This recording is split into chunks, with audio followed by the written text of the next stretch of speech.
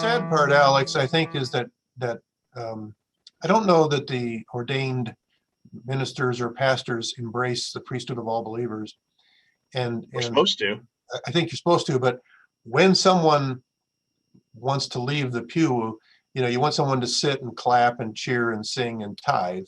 When you feel compelled to be part of the solution or to be part of the path or to be part of clearing the runway so people can soar, and how I can become fairly animated and aggressive and assertive in terms of how I feel about what the church should be trying to do, engaging people versus letting them sit in the pews and Yeah. believe that that's enough. Having a collegiate environment where everybody has a voice means you have to either minimize your voice as the leader, or you have to integrate the voices and try to see what God's doing. The dilemma that you run into, Alex, is that the general population or the congregation or the people at large are supposed to be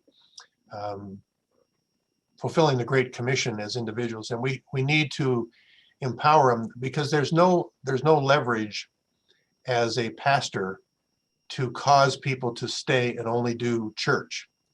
The power is to engage them and to empower them to go out after church and do something in their life. And that's this issue that drifts into Proverbs to some extent, is what are we really trying to do? To say, how is it exactly I'm supposed to conduct my life? Mm-hmm. And how do I spread this good news? But then Monday morning, we're the same hypocrite we were before, and we don't really seek wisdom.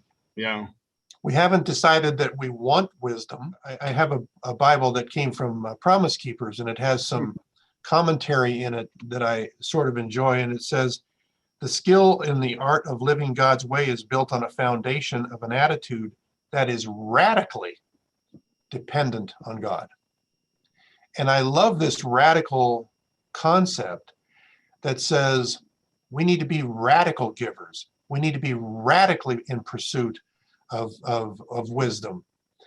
And as you read each and every part of the wisdom piece, you wouldn't find anybody that necessarily disagrees with what it says. You're right. That's not the problem, is it? It's just that we don't remind ourselves to do it. I mean, it's like vegetables and fruit and stuff, and you just want, chocolate cake or whatever. Really, it's not the issue of knowing. It's the issue of discipline and making decisions that really, really make life better. But decisions? Yeah, but you can avoid those decisions if you don't pursue the wisdom. That makes it a lot easier. Knowledge is the first step of wisdom. And the first step in punishment. Yeah. In punishment. We were reading a devotion that I think was in Matthew 7 or something recently, building the foundation on rock, and then it sustains the wind and all these different things. And it connected me to Proverbs, because I began to think, this is the foundation of my life, is to radically pursue dependence on God to build my foundation of wisdom.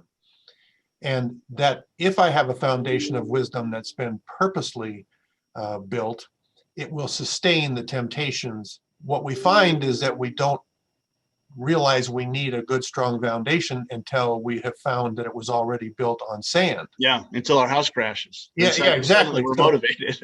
So then you start living a life of helical piers or something, where you're having to, mud jack your house and put in piers and to correct all the mistakes that you made going back early. And you think, why wouldn't it have been a lot simpler if we could have just built the house on rock to begin with? But the call is to everybody, right?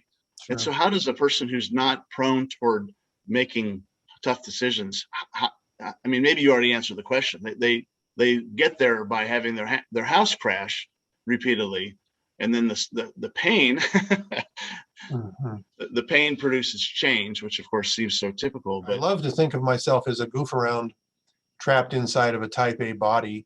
I wish I could relax, and I can relax for maybe a minute or two from time to time, but the rest of the time I'm fussing and stewing about what things need to be done. And I think part of that comes from fear, but also lack of faith. Mm-hmm.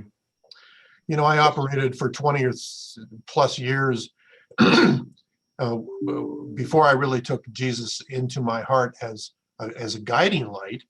I always knew about Christianity and I felt I was Christian, but there's a difference between that and then actually letting go and letting God, and realizing, like footprints in the sand, that why did I go 20 years walking in the sand thinking it was all about me when he was there carrying me through the whole process. And embarrassingly, I never acknowledged it. I never saw it. I never felt it.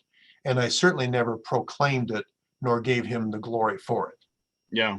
And that would be one of the huge shortcomings in my life, is how incredibly blessed I was for periods of time, almost like the 40 years in the desert. And at the end, you all of a sudden realize, oh my God, he was guiding it all along. How blessed we were that the choices and the paths, although I wasn't following him literally. In retrospect, you saw the guidance and the favor. Yeah. Yeah, totally. Because I don't know that I ever felt like I was necessarily in crisis, but or maybe I'm just always in crisis. But I certainly think this time, when I point to Emmaus, this time where the lights came on, that a New Testament lifestyle in a non-denominational relationship with Jesus and the fulfillment of the Great Commission and our roles in it, and the priesthood of all believers and those things, resonated so drastically yes, that I had to change, and I had to embrace that. Yes. My son, Toby, sponsored me to go. He had gone to what's called Chrysalis's, the Walk to Emmaus for younger kids, teenagers. And I seriously didn't want to go. But how do you tell your son no? So you tell your son yes. And I remember the first night, without spoiling it, the first night there's a charge to you, and then you go back to your room in complete silence until the next day. And I remember walking through the mountains and sort of saying, Lord, I don't want to waste all this time. I am here. And seriously, if you got something to say to me, I will do my best to try to hear it. And I think that was the door opening for a change